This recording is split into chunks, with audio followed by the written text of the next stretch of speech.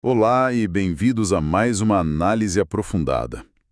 Hoje a gente viaja para a China da dinastia Ming, um período que vai de 1368 a 1644.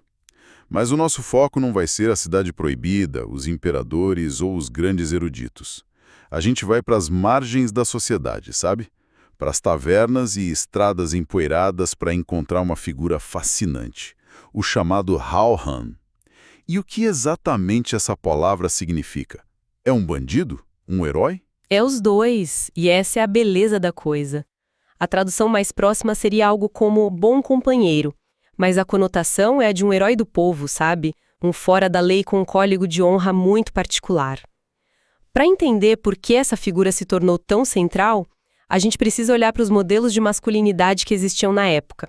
Havia basicamente dois, e eles eram, totalmente opostos. Certo. Vamos destrinchar essa ideia. Quais eram esses modelos? De um lado, você tinha o ideal Wen. Essa era a masculinidade civil, letrada, refinada. O homem Wen era o erudito confucionista, o burocrata que passava nos exames imperiais, ele era contido, estudado, mestre da caligrafia e da poesia. Do outro lado, oposto a ele, estava o ideal Wu. Essa era a masculinidade marcial, a força bruta, a habilidade de lutar, coragem no campo de batalha, violência e confronto físico. Imagino que o ideal Wen, o do erudito, era para poucos, uma elite, né? Exatamente. Para a esmagadora maioria dos homens na China Ming, camponeses, artesãos, trabalhadores braçais, a ideia de se tornar um letrado era um sonho impossível. Exigia anos de estudo, dinheiro, conexões, era um clube de elite. Então, o que sobrava? O que restava? O modelo U, a força física, era algo que um homem pobre podia de fato cultivar. Isso tornou o ideal marcial não apenas uma alternativa, mas a única via realista para ganhar respeito para muitos. E o Hao Han é a personificação máxima desse ideal. Entendi. Então o Hao Han é esse herói marcial do povo. Mas o que definia esse arquétipo? Nossas fontes pintam um retrato bem vívido. Ele valorizava acima de tudo a lealdade a um pequeno grupo de irmãos de juramento, celebrava a vingança como uma virtude e exibia uma dureza quase teatral. O curioso é que, na prática, eles eram bandidos, rufiões. E mesmo assim, eram um modelo a ser seguido por homens das classes baixas. Isso é um pouco contraintuitivo. Mas faz todo sentido quando a gente pensa na função social que eles cumpriam. As fontes que temos traçam um paralelo que talvez surpreenda. Elas conectam a ascensão do Hao Han a um conceito muito mais moderno. Qual? O cool que surgiu entre homens afro-americanos em contextos de extrema marginalização econômica nos Estados Unidos. Que conexão fascinante. Como assim? A lógica é exatamente a mesma. Quando a sociedade dominante te bloqueia, quando as portas para o sucesso, o status e o respeito estão fechadas para você, o que você faz? Você cria suas próprias regras? Exato. Você cria um sistema de valores alternativo onde você pode ser o rei. O Hao Han não se importava com os exames imperiais, porque ele sabia que nunca passaria. Em vez disso, ele ganhava honra sendo mais leal, o mais corajoso e o mais temido dentro do seu próprio universo. Era uma resposta direta à exclusão. Isso é impressionante. Quer dizer, então, que a elite que tinha acesso total ao modelo Wen, ao modelo civilizado, às vezes escolhia ativamente imitar esses bandidos? Por quê? Era só uma moda, um fetiche pelo perigoso ou tinha algo mais profundo? Tinha algo muito mais profundo. A imagem do Rohan se tornou tão poderosa e prestigiosa, principalmente por causa da sua popularização em romances, na ópera, na arte folclórica, que ela transcendeu as margens. Ela se tornou normativa. O membro da elite podia adotar a postura de um Rohan, a fala direta, o jeito insolente, a generosidade exagerada com os amigos, para projetar uma imagem de autenticidade e poder.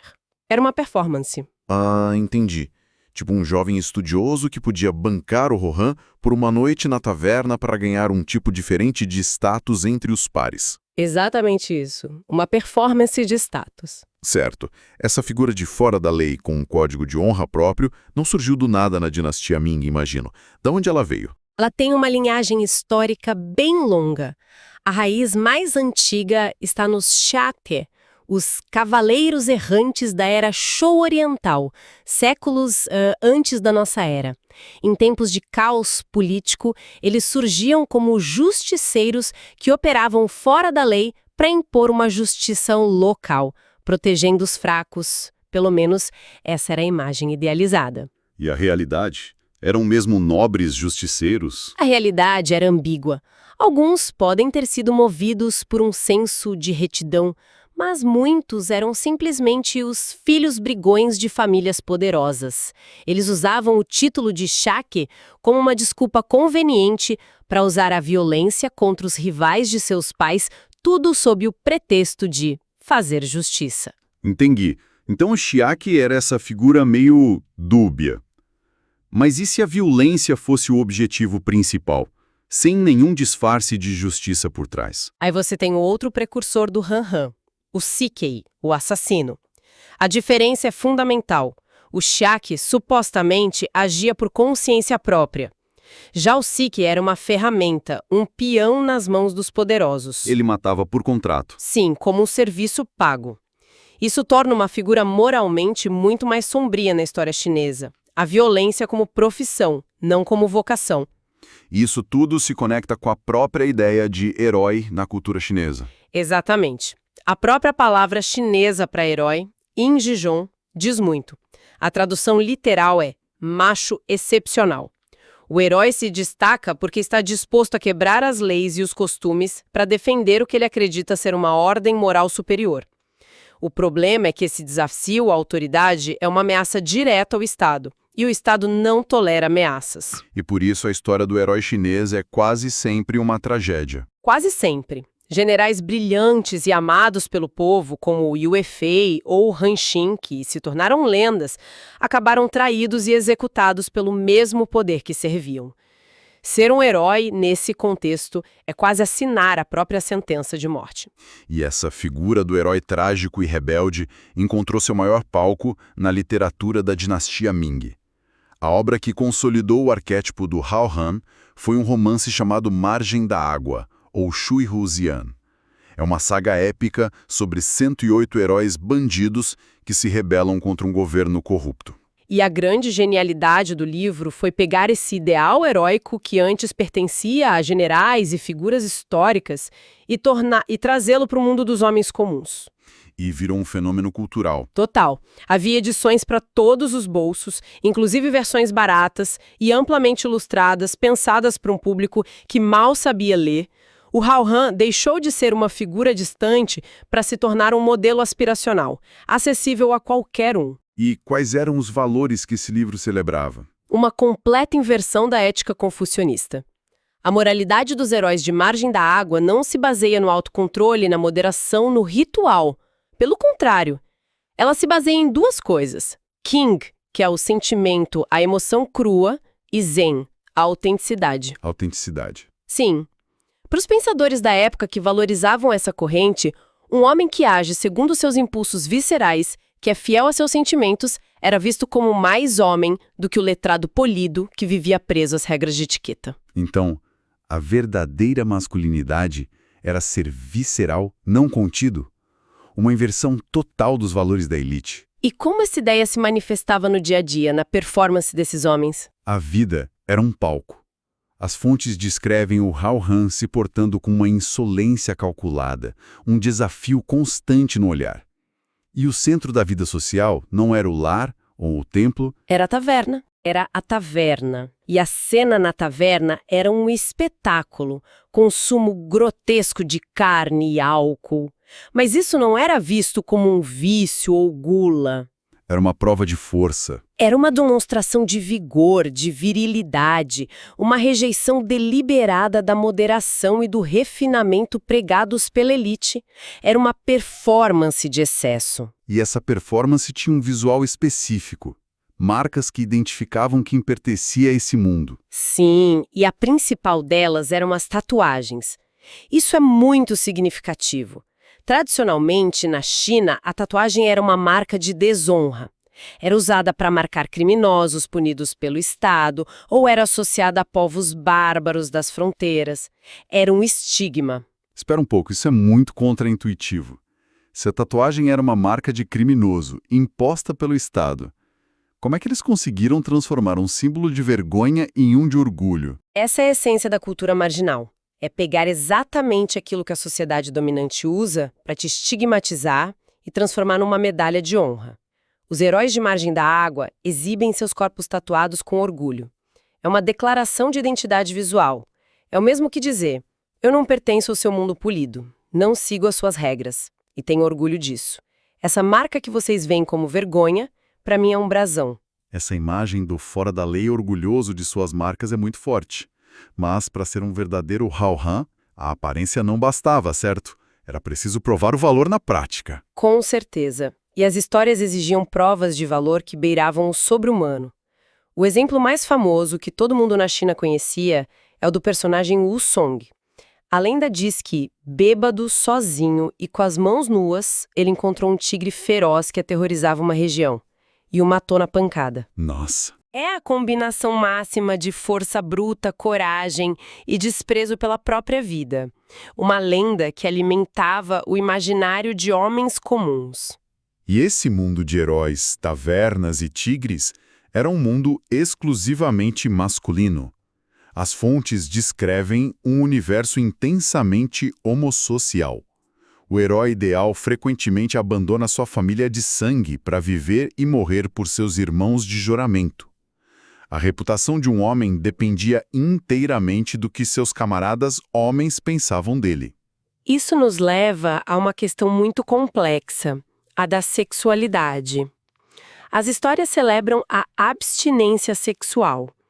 Os maiores heróis são frequentemente desinteressados ou até hostis em relação às mulheres. Mas o que a ficção faz é transformar uma necessidade da vida real em uma virtude heróica. O que você quer dizer com uma necessidade da vida real? A realidade demográfica da China Ming era brutal para homens pobres. A combinação de pobreza, infanticídio feminino seletivo e a prática dos homens ricos de terem múltiplas esposas e concubinas. Bom, isso criava um enorme excedente de homens solteiros. Muitos deles não tinham escolha, então. Exato. Muitos bandidos e marginalizados eram, na verdade, solteiros involuntários. Eles não tinham acesso a mulheres. O que a literatura faz de forma genial é ressignificar essa realidade. A falta de uma parceira deixa de ser um sinal de fracasso social e se torna uma prova de autodomínio heróico. Eles transformaram uma desvantagem social enorme em uma medalha de honra. E qual o papel das mulheres nessas histórias, quando elas aparecem? Um papel quase uniformemente negativo. Elas são retratadas como tentadoras, adúlteras, manipuladoras. A função narrativa delas é quase sempre a de ameaçar os laços sagrados que unem a irmandade de homens. A infidelidade feminina, em particular, é um tema recorrente e poderoso. Na literatura da época, uma mulher adúltera não era só uma questão pessoal. Ela se tornava um símbolo da própria decadência moral e política do império. A traição do lar espelhava a corrupção na corte. Exatamente. No fim das contas, qual era o código de honra que amarrava tudo isso? O código girava em torno de alguns valores-chave. I, que podemos traduzir como justiça ou retidão. Ren, a benevolência, mas aplicada apenas aos seus. E Xin, a fidelidade. O motor de tudo isso era I Chi, o espírito de retidão. E a lealdade deles, o Zong, não era direcionada ao imperador ou ao Estado, como pregava o confucionismo. Era uma devoção absoluta e incondicional aos seus irmãos de juramento. E essa lealdade exigia uma prática central, que era a vingança. Sim, o conceito de Bao, ou reciprocidade. Se um irmão fosse humilhado, ferido ou morto, os outros tinham a obrigação moral de retribuir na mesma moeda ou de forma ainda mais violenta. A vingança não era uma escolha passional, era um dever sagrado para restaurar a honra do grupo. E a elite via isso com horror, imagina. Com certeza. Para eles, esses bandidos eram egoístas, movidos por emoções primitivas, incapazes de cultivar o autocontrole. E essa obrigação de vingança nos leva a alguns dos episódios mais chocantes e violentos de toda a literatura chinesa.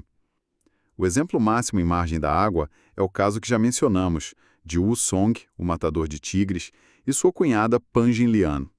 A história é brutal. É um estudo de caso sobre o código de honra do Hahon. Pan Jinlian é casada com o irmão mais velho de Wu Song, um homem simples e pouco atraente.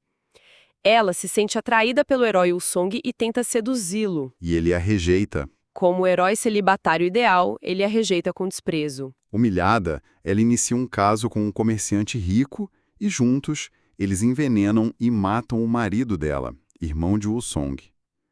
Quando Wu Song retorna e descobre o que aconteceu, sua reação não é um impulso de raiva. É fria, metódica e terrivelmente cruel. Ele reúne as testemunhas, confronta os amantes e, então, ele mesmo executa a vingança. A descrição no romance é explícita, muito explícita. Ele a imobiliza, abre seu peito com uma adaga, arranca seu coração e suas vísceras e os oferece, junto com a cabeça dela, no altar memorial de seu irmão assassinado. É uma cena de uma brutalidade quase inimaginável. Mas na lógica da história, nada ali é gratuito. A crueldade extrema é o Bao, a retribuição exata pela traição e pela destruição da honra da família. Simbolicamente, o ato de arrancar o coração de uma mulher adúltera é a rejeição definitiva do mundo feminino como foco da vida de um homem. Ao cometer esse ato, o Wu Song corta seus laços com a sociedade convencional e é forçada a buscar refúgio e dignidade exclusivamente no mundo dos fora da lei, na companhia de outros homens. A violência consolida sua identidade Hao-Han. Ok, essa é a versão da literatura que é incrível e aterrorizante. Mas precisamos separar as coisas. E na vida real? Os bandidos da dinastia Ming eram mesmo esses heróis com um código de honra complexo? Nem de perto. A elite chinesa desprezava os criminosos reais. Eles não eram Yin Xiong, machos excepcionais, mas sim Shaoran, homens inferiores, gente sem cultura moral, movida apenas pela ganância. As gangues de verdade não operavam com base em ideais de justiça. Elas viviam de roubo, sequestro, extorsão e violência pura e simples. Mas então como essa imagem ficcional se tornou tão influente? Porque a fronteira entre o cidadão comum e o bandido era muito mais porosa do que a gente imagina. As fontes históricas mostram que para muitos jovens camponeses pobres, a vida na aldeia era um beco sem saída. Passar alguns anos em uma gangue local era quase um rito de passagem, uma fase do ciclo de vida.